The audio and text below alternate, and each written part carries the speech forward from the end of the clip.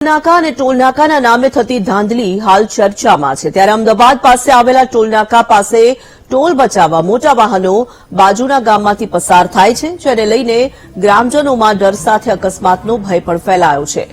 અમદાવાદ પાસે આવેલા દહેગામ સર્કલ પાસે નાના ચિલોડા વચ્ચે આવેલા રણાસણ ટોલ પ્લાઝામાંથી દરરોજ હજારો વાહનો પસાર થાય છે જોકે ભારે વાહનો ટોલ બચાવવા માટે પાસેના મુઠિયા ગામમાંથી પસાર થાય છે।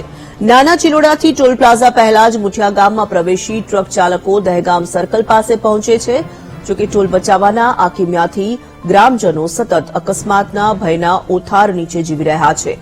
ગામના નાના રોડ પર ભારે લોડેડ વાહનો દોડી રહ્યા છે જેને લઈને બાળકો કે વૃદ્ધો મોટા વાહનની અડફેટે આવવાનું જોખમ વધી ગયું છે। બીજી બાજુ ટ્રકને કારણે સતત ઉડતી ધૂળને લઈને ગ્રામજનો ત્રાહિમામ પોકારી ઉઠ્યા છે। એક તરફ ગ્રામજનોએ મોટા વાહનો ગામમાં ન પ્રવેશે તેને લઈને ગર્ડર મૂકવાની માંગ કરી તો બીજી તરફ વાહન ચાલકોએ આરોપ લગાવ્યો કે મુખ્ય રસ્તા પર દરરોજ ટોલ ટેક્સ સાથે પોલીસ પણ હપ્તા ઉઘરાવે છે જેથી તેઓ ગામના રસ્તે મુસાફરી કરે છે।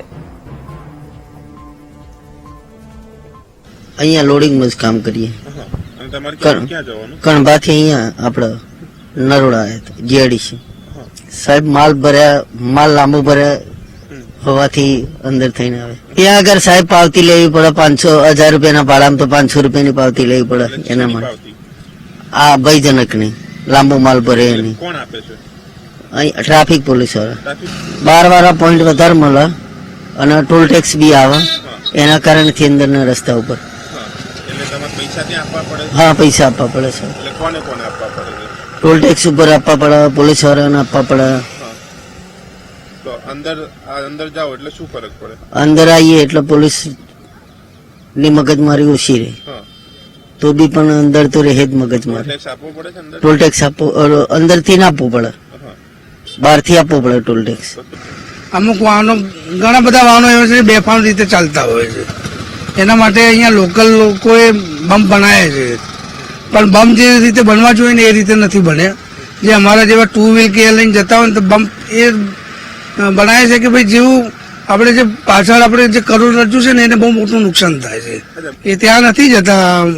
અમુક વાહનો વાળાને એમને બી બેચારાને તકલીફ હોય છે કે ભાઈ કે એમને ટોલ ટેક્સ ભરવો પડતો હોય છે માંડ એ ભાડું થોડું ઓછું વધતું કરીને એ ધંધો એમનો કરતા હોય તો એ ટોલ ટેક્સ બચાવવા માટે આ બાજુ થઈને જાય છે તો અહીંયા પોલીસ વાળા ઉભા હોય છે તો પોલીસ વાળા જોડે તો એમને એવું જ કહેવાય કે 12મો ચંદમાં છે કે ભાઈ પોલીસ વાળાને તો એવું લાગે છે કે કઈ મહેનત નથી કરતા પણ દાણ ચોરીનું કામ કરતા ને એવું એ રીતે એમના જોડે વર્તન કરે એમના જોડે પૈસા તોડ પાણી કરે છે। અમે ઘણી વખત આવતા જતા જોઈએ છે કે મોટા વાહનો વાળાને કેવી રીતે હેરાન કરે છે અમે જોયું છે।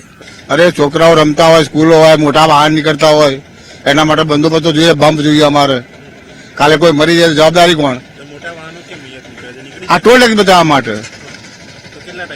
અરે વર્ષોથી આચરી વર્ષોથી ચાલે છે તો જરૂરી જ છે ને। हाँ जीआईडीसी માંથી તે બરફ લઈને જશે બસ એ તો सब गाड़ी જાય है रोड चालू है तो ये बाहर कई तकलीफ नहीं पड़ती। टोल टैक्स तो भरे जाए पर ये रोड चालू है ત્યાં રોડ જઈએ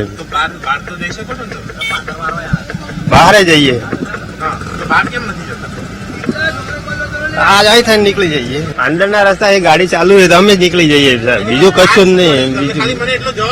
બહાર તો લોબો પડે છે એમ ડીઝલ વધારે નહીં ખાય ના ના ભાઈ તો અહીં થાય રોડ જાય તો નીકળી જાય અહીં થાય જઈએ બસ બીજા કુવામાં પડે તમે ના ના અહીં થાય કાઢી નાખી।